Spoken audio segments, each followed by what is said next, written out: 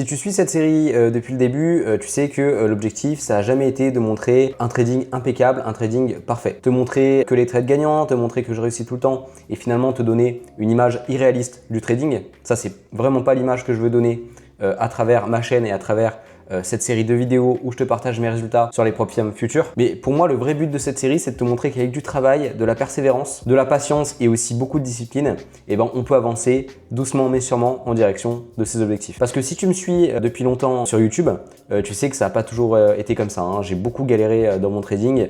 Si tu vois mes anciennes vidéos, voilà, je parle ouvertement de mes difficultés. J'ai même partagé une fois l'échec d'un examen prop firme à l'époque sur CFD. Bon, c'était un petit examen prop firme de 5 000 € je crois, ou 50 000, mais que j'avais rien payé. Mais quoi qu'il en soit, j'ai toujours partagé mes difficultés ouvertement sur YouTube depuis le début.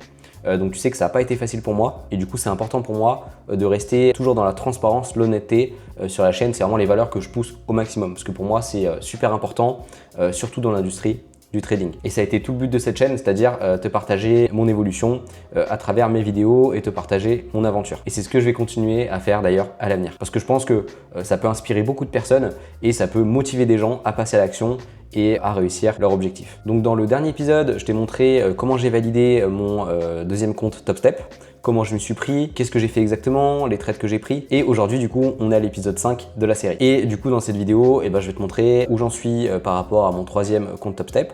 Parce que du coup, effectivement, après avoir validé mon deuxième compte, j'ai décidé de directement prendre un troisième compte chez TopStep. Et donc, je vais te montrer un petit peu où j'en suis sur ce compte-là. Est-ce que je l'ai bientôt validé? Est-ce que je l'ai pas bientôt validé? Et donc, tu verras tout ça honnêtement dans cette vidéo. Donc, si en ce moment même, tu es en train de galérer dans ton trading, si tu doutes même voilà, de tes capacités, si tu te demandes si tu vas y arriver, si tu es capable de réussir en trading, ou même si tu te demandes si c'est vraiment possible de réussir dans cette activité, cette série, justement, elle est là pour te montrer que oui, c'est possible, mais pas du jour au lendemain, pas en te vendant du rêve, et surtout en mettant tous les efforts, le travail et la discipline en œuvre pour réussir. Mais si vraiment tu te donnes les moyens, tu peux faire de grandes choses en trading, c'est possible. Comme tu vois, je commence à le faire, je commence à avoir des résultats dans mon activité, je suis pas extraordinaire, je suis une personne lambda comme vous, comme tout le monde, et donc si j'ai réussi, tout le monde peut réussir.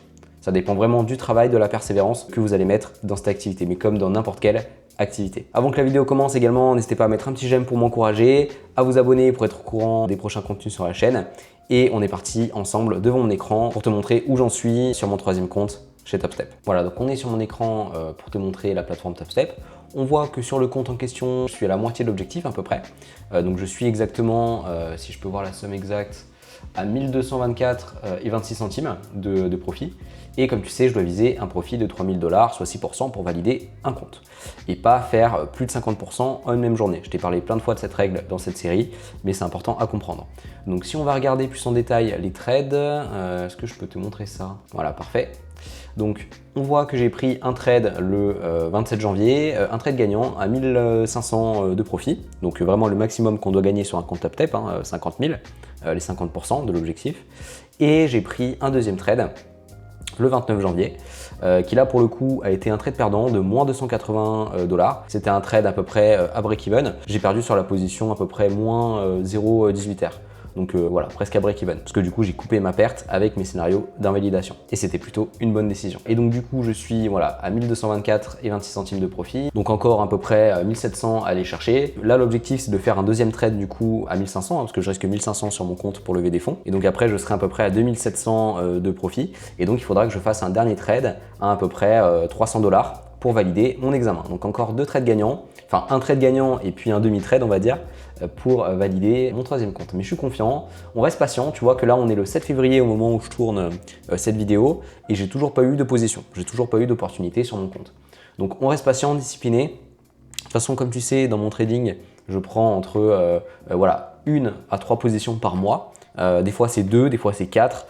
Là pour l'instant j'ai eu aucune position parce que je sélectionne que les setups A+, toute ma stratégie a été construite là-dessus parce que je sais qu'en tant que trader, on est payé non pas à l'heure mais à la décision. Et donc c'est intéressant je trouve de vraiment prendre les meilleures décisions dans son trading, quitte à prendre moins de trades. Et c'est comme ça que tu seras le plus performant sur les marchés. Toujours en travaillant bien sûr la stratégie de sortie pour maximiser les gains et diminuer au maximum les pertes. Je t'ai parlé d'ailleurs de ce principe-là dans une vidéo que j'ai publiée il n'y a pas si longtemps où je te parle plus profondément de l'edge en trading et qu'est-ce que ça veut dire avoir un edge en trading. Donc n'hésite pas à la regarder. Si on va regarder un petit peu mes autres comptes express, donc sur mon premier compte express que j'ai validé, du coup le plus vieux finalement, et ben je suis à 900 $.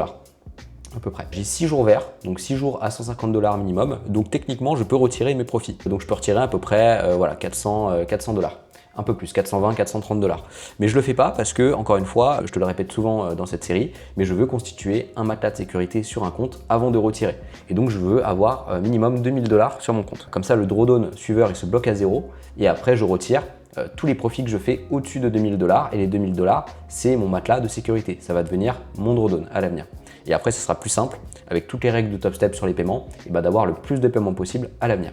Et donc, l'objectif, c'est de faire ça sur tous les comptes, donc le maximum de comptes que je peux faire pour avoir du coup un matelas le plus important sur chacun des comptes pour à l'avenir, quand je passerai en live, quand j'aurai 5 paiements, et ben, avoir un compte live avec le maximum d'argent dessus. Parce que tous les matelas que tu auras constitués sur tes comptes express, ils vont tout transférer sur un seul compte live. Et donc après, si tu as un compte live avec beaucoup de matelas de sécurité, si tu démarres par exemple avec un compte à 6 000, 7 000 $, parce que tu as plein de matelas de sécurité qui sont accumulés dessus, et ben, tu peux risquer potentiellement plus. Tu peux risquer 500, 600 $. Après, ça, c'est toi qui choisis comment gérer ton compte, mais techniquement, c'est possible.